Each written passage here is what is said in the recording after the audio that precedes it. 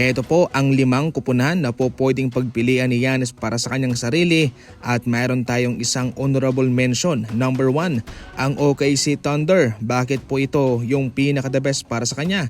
Dahil marami silang mga young star player. Shai, Chet Holmgren, Jalen Williams.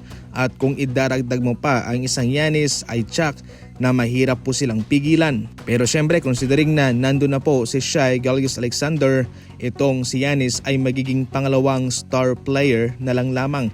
Hindi po katulad sa Milwaukee Bucks na siya yung star player, siya ang bida man. Pangalawa ang Rockets mga idol, kasama si Amin Thompson, Alperen Sengun, Kevin Durant.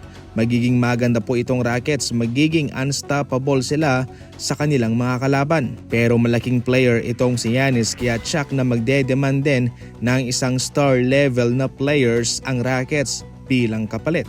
Samantala itong Knicks naman ang pangatlong kupunan, malaki ang kanilang market. Maraming exposure at maraming oportunidad para kumita itong si Giannis sa labas ng court. Pwedeng mga sponsorship. Malakas ang Knicks sa ngayon kaya dalawa to. Posible siyang magkampiyon at lalaki pa ang kanyang kikitain. Maliban sa kanyang sweldo ay meron pa siyang mga advertisement, mga sponsorship na matatanggap.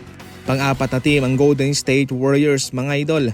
Stephen Curry at kung ilalagay mo ang isang Giannis, meron ka pang Draymond Green, Jimmy Butler, siguradong tapos na ang usapan. Malaking spacing dito ang kanilang maibibigay sa kanilang mga sarili.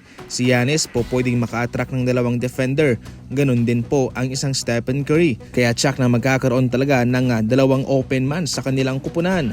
Samantalang itong Spurs naman ang panglima. Isa pa rin talagang magandang eksperimento kung ipapartner mo si Giannis kay Victor Wembanyama. As usual, unstoppable pa rin kung magsasama ang dalawang ito.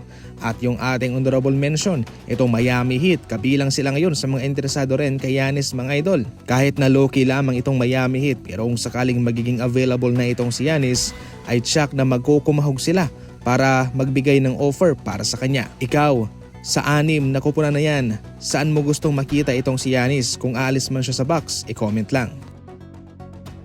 Sa ating huling balita naman, inilarawan mismo ni Bill Simmons kung anong uring player itong si D'Angelo Russell.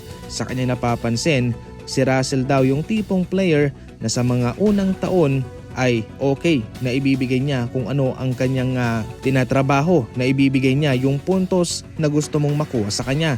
Pero pagkatapos ng 1 taon, pag umabot na ng 2 taon, 3 taon, ay wala na ang spark sa kanya. Sa madaling salita, sa unang araw lang magaling itong si Russell, pero sa susunod na mga araw ay hindi na. Yun daw ang isang D'Lo. Sa ngayon, ito yung pinakamagandang lugar ni D'Lo ngayon sa Dallas Mavericks mga idol, na wala pa si Kyrie Irving. Siya mismo ang magsisilbing starting point guard ngayon at makakasama niya ang kanyang former teammate sa Lakers na si Anthony Davis. At dito ating masusubukan muli ang kanyang kagalingan.